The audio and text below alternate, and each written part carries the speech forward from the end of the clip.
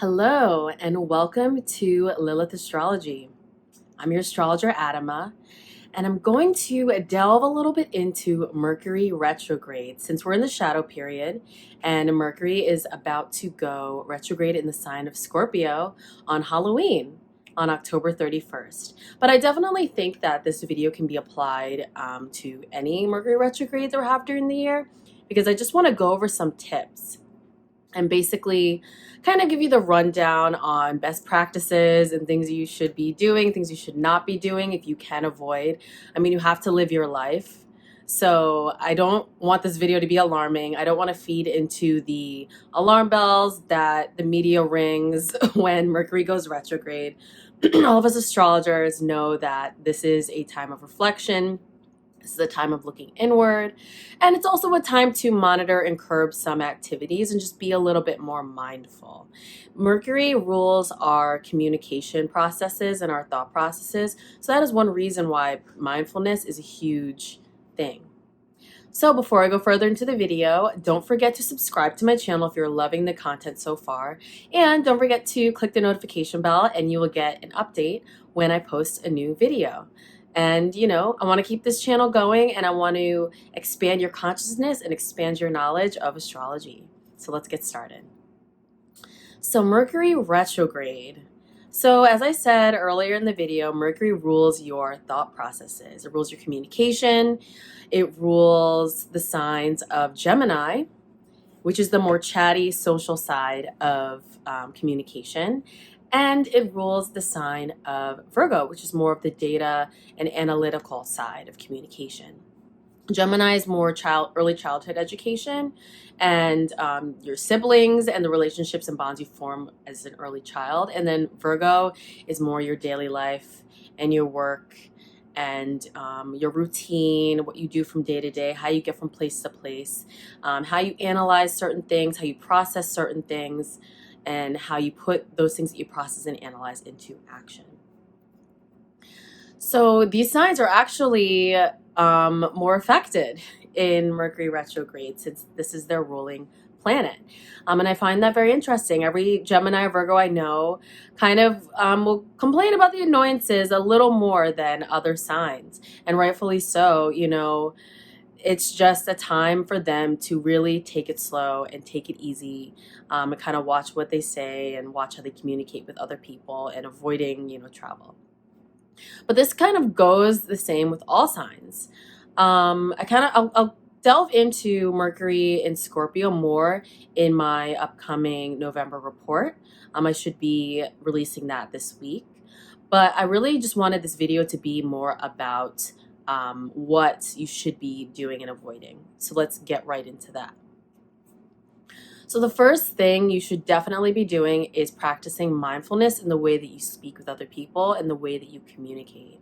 Mercury, as I said, rules communication. So the way that you may come off may be received incorrectly by another person, especially if you are not thinking before you're speaking or if you're reacting to a situation in an intense way. It can really kind of backfire on you during this time. So I always want to say, you know, watch out. I mean, it's not, you know, anything to be alarmed about. It's just taking a breath before you speak with somebody, especially with email. I think in the workplace, if email is something that you heavily deal with, before you kind of, you know, send off that email that may be a little bit triggered or it may be a sensitive situation, kind of take a step back, you know, leave it in your draft inbox and come back to it even the next day and see if you feel the same way, because in the moment you may not feel, you may feel a little differently when you've slept on that feeling and in that information. Another form of communication is social media. I think during this time there can be a lot more triggering conversations. I think social media can tend to get very political. People can really share a lot of their honest views very easily. There can be a lot of people who, you know, are quick to attack somebody on social media, whether it's your neighbor or your family, or it's somebody random on a page that you follow of a celebrity. So I think practicing mindfulness with social media and the things that you post, you may you may delete it later and think like, oh gosh, I shouldn't have said that. Or you may comment publicly on something and kind of want to take it back. So I definitely encourage practicing mindfulness in terms of your social media posts and the things that you're putting out there, because it is public. Most of the time you can delete it, but sometimes people will see it before you get the chance to do so. So I definitely think that's another form of communication to kind of watch it on. So email, speaking, and social media are big ones. Another key thing you should do during Mercury retrograde is don't commit to anything new, whether it be relationships, whether it be a contract, a new business partnership, a new business initiative, launching a new business. These are the things that you should just marinate on during this time. This is really ideate, think about what you want to launch. Think about, if someone comes to you with a potential business idea, be like, this is an amazing idea and I'd love to talk it over more over a coffee, or let's have a more formalized meeting.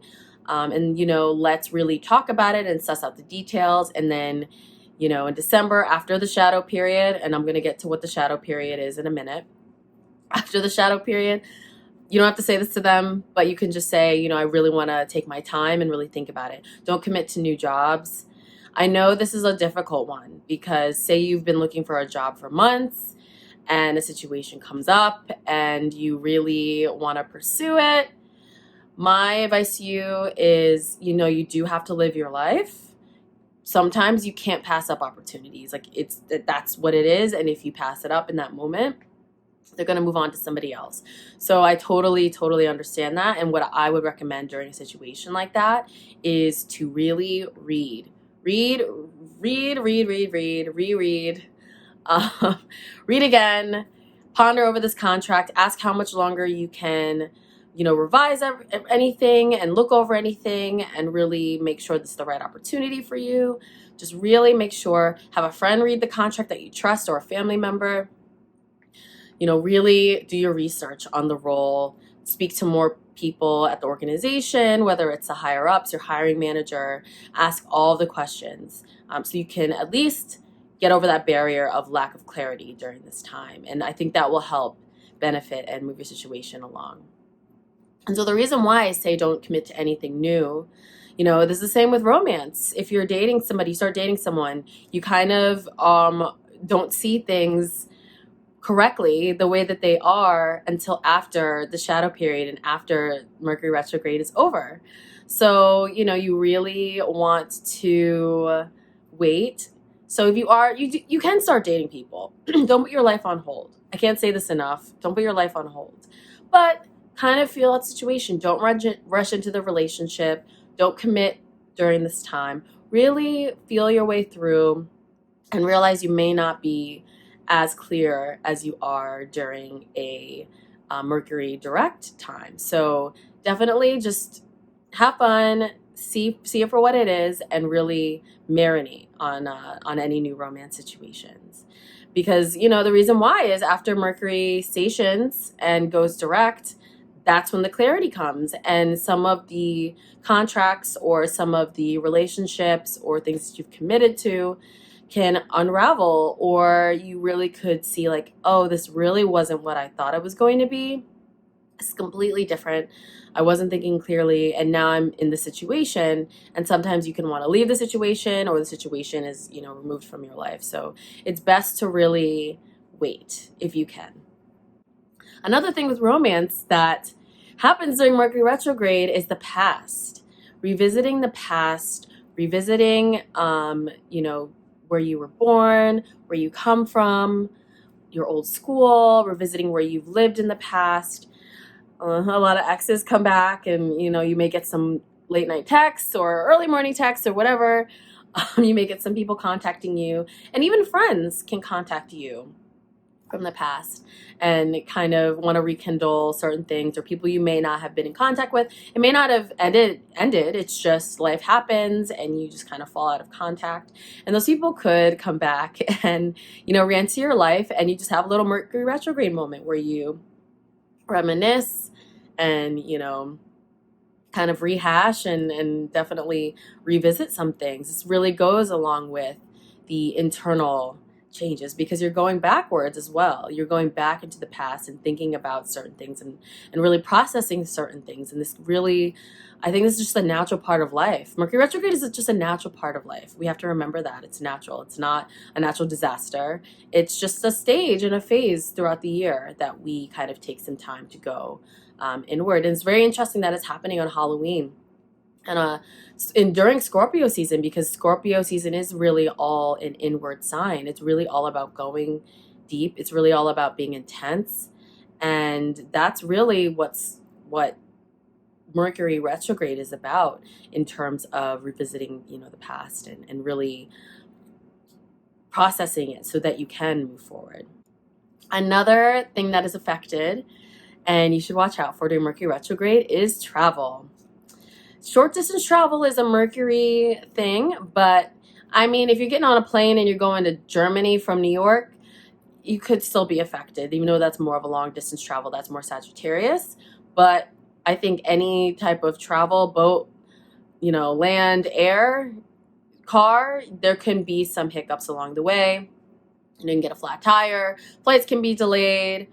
There's just a lot that can happen in terms of annoyances on your trip, and just like kind of shit happening that you don't want to happen. So my best advice for something like this is to bring entertainment, bring your iPad, bring your iPhone, bring music, bring books, and just be prepared. Like, I'm actually traveling for my birthday week. My birthday's November 13th during Mercury retrograde in Scorpio. So, I'm expecting some shit to hit the fan. I'm just gonna be prepared, get to the airport early, bake in some travel time. I live in New York City, so bake in some traffic time, bake in some flight delay time, and just relax and know, like, you know what? I'm going to an amazing destination. I'm going to Florida. I'm going to be on the beach. So, you just kind of take it as it comes, and no, you know what? This is the cosmos, and there's nothing I can do about it, and I'm going to eventually get to my destination. So staying cool, calm, and collected is, I think, one of the best things that you can do. So that is my little rundown on some tips for Mercury retrograde. Don't panic. You're going to be fine. This happens 3 to 4 times a year. This happens for 3 to 4 weeks. And I also, I want to mention the shadow period. So the shadow period actually started on October 11th. So the shadow period actually starts a couple weeks before Mercury goes retrograde. So this is like the building up of the energy. And people can sometimes get a little screwed by shadow period, because they're like, oh, it's not starting until, October 31st. So I have time. I think you should just start these natural Mercury retrograde behaviors during the shadow period. I've definitely noticed some things have gone down for me already, and it's not even Mercury retrograde yet. So yeah. And then it's lasting for us this year until December 7th. Is till the end of the shadow period. So we have this big span of time where Mercury is just doing its thing, and we've got to take it as it comes.